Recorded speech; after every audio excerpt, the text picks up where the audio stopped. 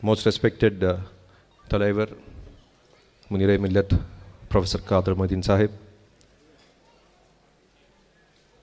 most respected K. Rahman Khan Sahib, respected Kunyali Kuti Sahib, Abu Bakr Sahib, Bashir Sahib, all the leaders on the dais, and my dear brothers and sisters. I am not going to speak for long because you have been hearing all the speeches for the last 2-3 hours. I'll just speak on some points for 10 minutes. Why are we here today?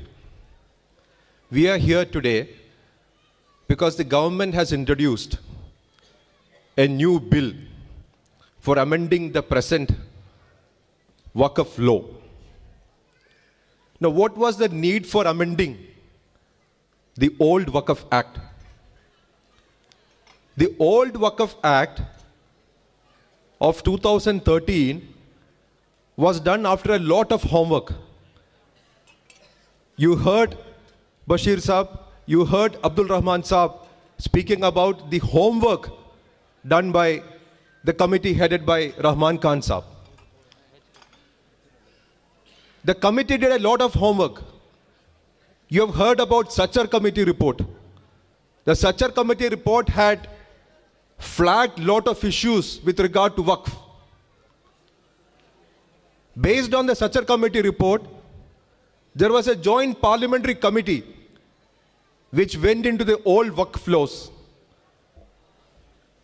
They said there are certain lacunas in the old laws. So they recommended certain new provisions to be added to the old Waqf laws. And that is how the 2013 amendment came into being. Now, why I am stressing this is that 2013 law came after a lot of homework. It was just not an afterthought. Lot of homework was done by the lawmakers at that point of time. Now what is happening? In 2024, when this new amendment is being brought about, was there any homework done? Was there any foundation for all these things? There was none. It was just brought about for certain agendas. So fixing certain agendas. And what was that agenda? We all know what was that agenda. It was to create some sort of a social divide in the society. There was social and economic agenda for that. What was the social and economic agenda? To deprive the Muslim community of their institutions which they were holding for long. The masjids, the eidgahs, the qabristans, which the Muslim community was holding for 300, 400, 500 years, which are now priceless lands, they are wanting to take it over. That is one of the social and economic agenda behind this particular legislation. And what is the political agenda? Political agenda is to make this as a Muslim issue and to create some sort of a, what they are best in creating, which is polarization. They want to polarize the society on the basis of this particular new law. But my dear brothers and sisters, this is not a Muslim issue. This is a constitutional issue. Constitution has given us some rights.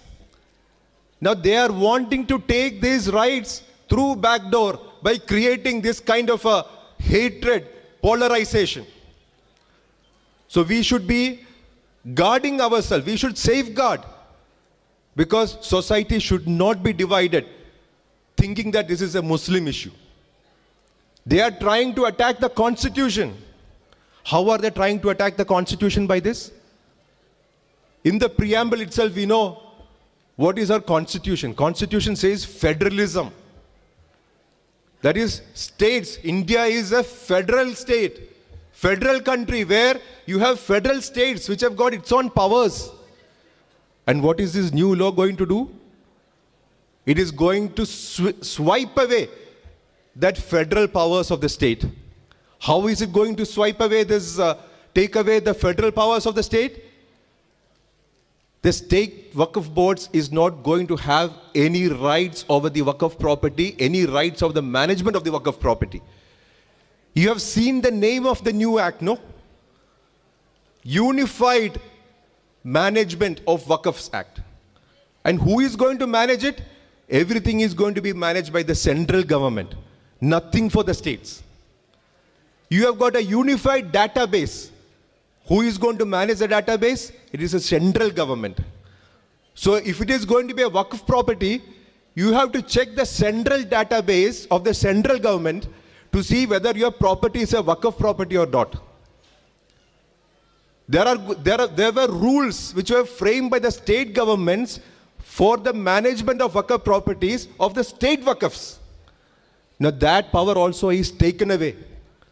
The state Waqf boards will be managed by the rules which are set by the central government. So it is all centralization now. States are divested of the power. No federalism. Federalism is completely taken away. Federalism is one of the basic structures of our constitution. So they are trying to knock off that basic structure of the constitution itself by centralizing the entire thing, nothing for the states. And what is the intention behind that? Only if they centralize it, they will be able to do what they are wanting to do. The agenda which they want to set, they can do it only by doing that centralization. So the federalism is under threat is the first thing which we have to address. It is the first thing by which this particular act has to be thrown into the dustbin. As far as secularism aspect is concerned, we know what is Waqf. There are a lot of concerns among the brother communities that the Muslim community has amassed the wealth which belong to others, which belongs to the government. We are encroaching on the government properties and sitting on this particular Waqf property. We have to clear their doubts. This is an impression which is being created by the right-wing forces of this country. Brothers and sisters, what is Waqf? We all know what is Waqf. Waqf is a permanent dedication to Allah. So a private person, a private individual is dedicating his property to Allah for whatever purposes he wants to. So Waqf is a private property of an individual which has been dedicated maybe long time back. Everybody is saying that Waqf constitutes the third biggest landowner in the country after defense and railway. Yes, it might be because these lands belonged at one point of time to individuals. It is not government's property, brothers and sisters. This property actually belonged to the individuals. So Waqf property is actually some dedication by an individual. Now what are they going to do with this? These properties are to be managed, and this was managed by these Waqf boards. So a believer is actually dedicating its property. That property has to be managed by a board of believers. That was how the law was. Now what is the amendment? Amendment says the board can be managed by non-believers also. The majority of the members of the board can be non-believers, non-Muslims. Now brothers and sisters, just imagine this thing. There are numerous temples. Tirupati temple, there are temples there is Ayodhya Mandir, everything. Now these are managed by board. Now whether these boards consist of members of non-believing Hindus? It cannot be. Because a non-Hindu will not know what are the practices and procedures which have to be adopted in managing that particular temple. It is a similar thing as far as a Waqf is concerned. It's only a believer who knows how to manage, what to manage, where to manage the Waqf properties. There are numerous laws within the states, endowment laws, which manages these properties, which manages the religious institutions. These laws also very specifically state that this has to be managed by Hindus and Hindus alone. Then why this discrimination on this Muslim community while it comes to Waqf properties? So that's a very constitutional issue of discrimination. All the provisions of the Constitution are being violated by this particular new law. Again, coming to certain new amendments which they have done. Now, this is an act which, according to me, has got grave significance than the Citizenship Amendment Act. We all were concerned about Citizenship Amendment Act. But this has got graver problems than Citizenship Amendment Act. Now there is something called Waqf by user. There may not be a written record about one particular Waqf property which has been dedicated 500 years back, 400 years back, 300 years back. Now if somebody raises a dispute saying that no, this is a government property, and the collector acknowledges that yes, there is some dispute about this property, that moment the property ceases to be a Waqf property. It's very strange. A property which was Waqf for last 300, 400 years, which was used as a masjid, which was used as a graveyard, which was used as a Eidgah, suddenly ceases to become a Waqf property just because somebody has raised a dispute. So what is the intention of this? Intention of this is that by a circular method, most of these properties which belong to the Waqf can be taken back by the government, can be encroached by the government. Government wants to encroach it and take it away.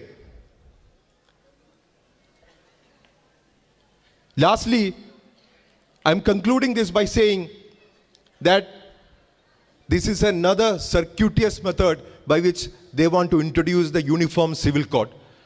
You have seen the Prime Minister of India speaking again and again about Uniform Civil Code, Uniform Civil Code. There are a lot of things in this particular act which is contrary to the Muslim laws.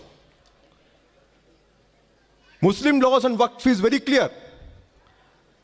But this particular amendment throws in a lot of things which are indirect implementation of the Uniform Civil Code.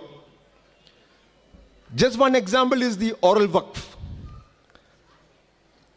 which is a valid Waqf. Oral Waqf is always a valid Waqf. That has been taken away by this introduction of deletion of Waqf by user. They are saying that you can only have Waqf if you have record of that particular Waqf. So therefore, the agenda is very clear. The Constitution is actually thrown to the dustbin.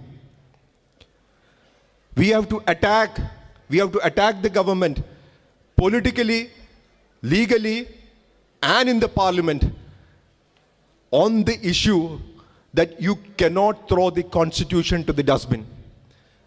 The Constitution is supreme, and the Constitution has to survive, and the Constitution will survive. With all your support, we in the parliament, we give you an assurance that we will not allow this particular bill to become act, and you should be with us. Thank you. Assalamu alaikum.